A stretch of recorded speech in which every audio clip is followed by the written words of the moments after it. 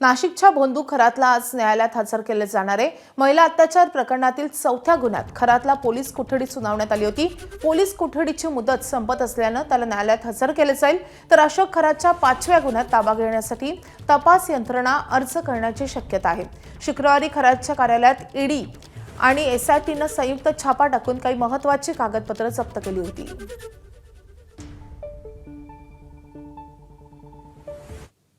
तर खरात प्रकरणाच्या तपासासाठी एसआयटी पथकासह महाराष्ट्र पोलीस दलातील वरिष्ठ पदाधिकारी यांच्याकडूनही तपासाचा आढावा घेतला जातोय। खरातवर आतापर्यंत विविध कलमांअंतर्गत 15 गुन्ह्यांची नोंद असून यातील 8 गुन्हे महिलांविरोधात आहेत।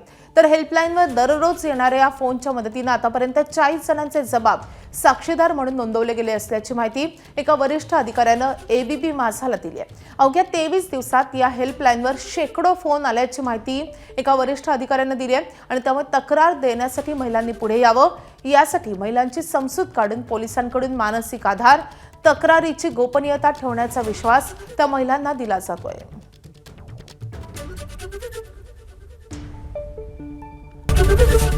एबीपी माझा, उघडा डोळे बघा नीट।